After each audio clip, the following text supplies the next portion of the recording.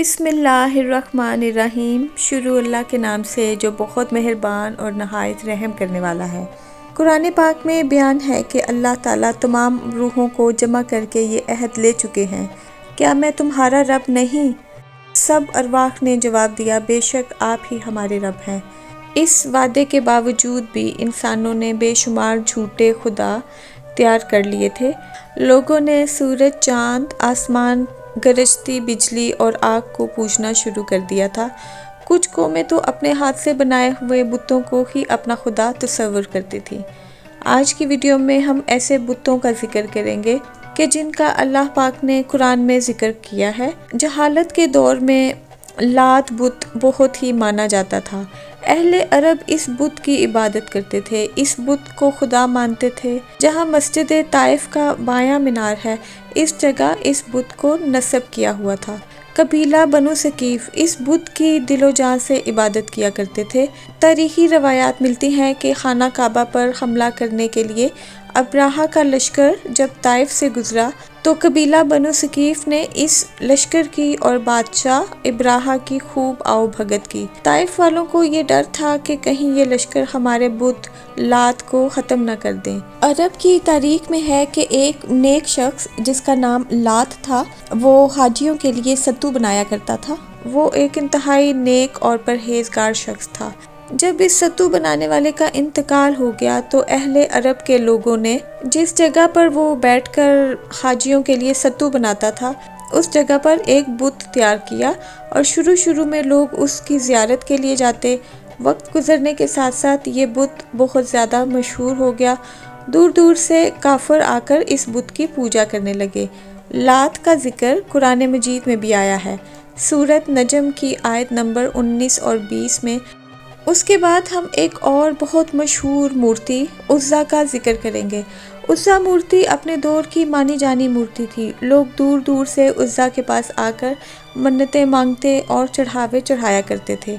عربوں کا کہنا ہے کہ عزا ایک نیک اور پرہیزگار عورت تھی جو طائف کے لوگوں کو ایک ویران جگہ سے ملی تھی۔ روایت میں ہے کہ جو کوئی بھی اس لڑکی کو بری نگاہ سے دیکھتا تھا، اس کو کوئی نہ کوئی آفت آ جاتی۔ یہی وجہ تھی کہ عرب کے لوگ اس کو خدا کی بیٹی مانتے تھے، نعوذ باللہ۔ پھر یہ عورت اچانک ہی غائب ہو گئی، لیکن عرب کے لوگوں نے مکہ اور طائف کے درمیانی فاصلے پر وادی نہلہ میں اس لڑکی کا بت تیار کر کے نصب کر دیا۔ طائف، قریش اور دوسرے علاقوں سے لوگ عزا بت کے پاس اپنی مرادیں لے کر آیا کرتے تھے۔ جس کی مراد پوری ہو جاتی وہ قربانی کے جانور لا کر ذبح کرتا۔ جب مکہ فتح ہوا تو حضرت محمد صلی اللہ علیہ وآلہ وسلم نے عزا کے بت کو توڑنے کا حکم دیا اور یہ ذمہ داری خالد بن ولید رضی اللہ تعالیٰ عنہ کو سونپ دی۔ پھر ہم منات بت کا ذکر کریں گے۔ منات بھی لات کی طرح عربوں کا ایک نامی گرامی بت تھا جس کو وہ خدا کا درجہ دیتے تھے۔ دور جہالت میں عرب اور قریش کے لوگ منات کو تقدیر اور موت کا خدا مانتے تھے۔ منات بت سب سے پرانا بت تسلیم کیا جاتا ہے۔ منات کا مندر مکہ اور مدینہ کے درمیان واقع ہے۔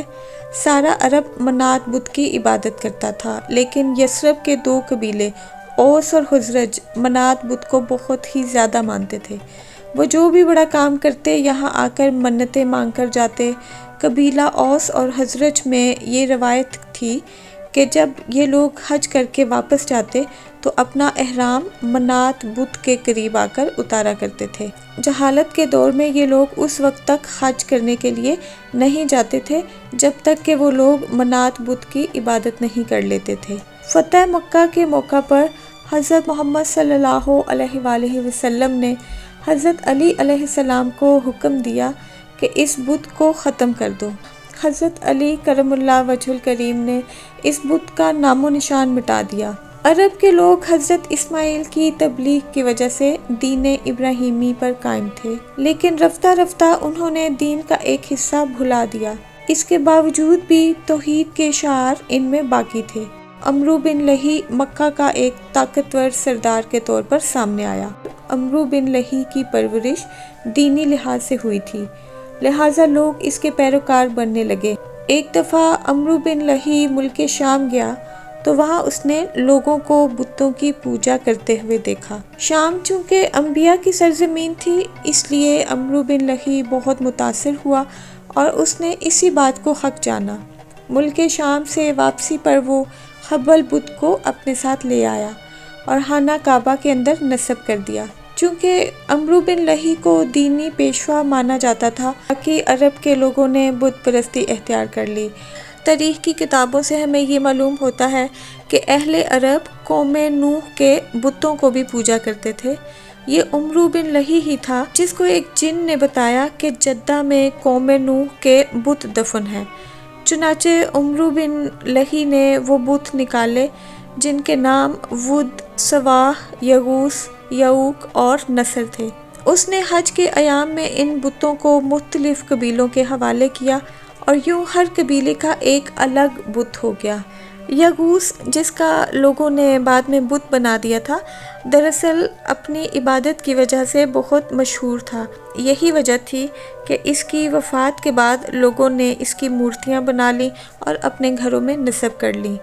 حضرت نوح علیہ السلام کا زمانہ آنے تک لوگوں نے ان پانچوں کی عبادت کرنا شروع کر دی۔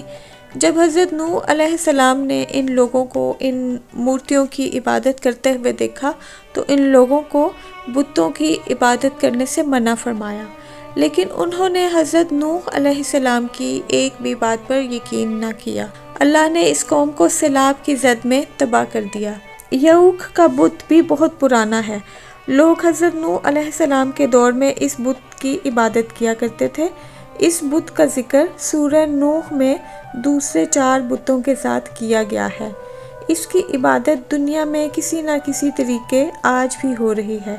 اس کے علاوہ ود کا بت بھی حضرت نوح علیہ السلام کے دور میں ہوا کرتا تھا۔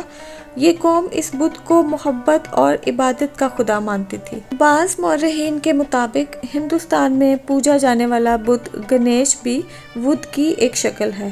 قدیم عرب کے لوگ اپنے بچوں کے نام ود بڑے شوق سے رکھتے تھے۔ اب ہم نصر بت کی بات کرتے ہیں۔ نصر کے لغوی معنی ہے گدھ یا عقاب۔ قوم سبا کی پرانی کتابوں میں اس کا نام نسور لکھا ہوا ہے۔ ان کی عبادت کرنے والوں کو اہل نسور کے نام سے پکارا جاتا ہے۔ روم کے لوگوں کے خیال میں یہ بت طاقت کا نشان تھا۔ طاقت حاصل کرنے کے لیے لوگ اس کی خوب عبادت کرتے تھے۔ ایک اور بت جس کی لوگ عبادت کرتے تھے اس کا نام ہے بال۔ بال بت کا نام بھی قرآن مجید کی سورۃ صافات آیت نمبر 125 میں آیا ہے۔ اس بت کی عبادت حضرت الیاس علیہ السلام کی قوم کیا کرتی تھی۔ جس شہر میں یہ بت نصب تھا، اس شہر کا نام بھی بال رکھا گیا تھا۔ یہ سونے کا تیار کیا گیا بت تھا۔ اس بت کو بال کے رسول کہا جاتا تھا۔ اس بت پر پیدا ہوتے ہی بچے قربان کیے جاتے تھے۔ اس بت کی عبادت کرنے والی قومیں یہاں اپنی مرادیں لے کر آتی تھیں۔ اللہ رب العزت نے ان بتوں کا قرآن پاک میں اس لیے ذکر کیا ہے کہ ہم ان سے سبق حاصل کر کے صرف اور صرف ایک اللہ کی عبادت کرنے میں مشغول ہو جائیں، جو کہ ساری کائنات کا رب ہے۔ تو مجھے امید ہے کہ آپ کو میری آج کی یہ ویڈیو بھی اچھی لگی ہوگی۔ اگر آپ کو میری ویڈیوز اچھی لگتی ہیں تو ان کو لائک شیئر بھی کر دیا کریں، اور اگر آپ میرے چینل پر نیو ہیں تو اس کو سبسکرائب بھی کر دیں۔ شکریہ۔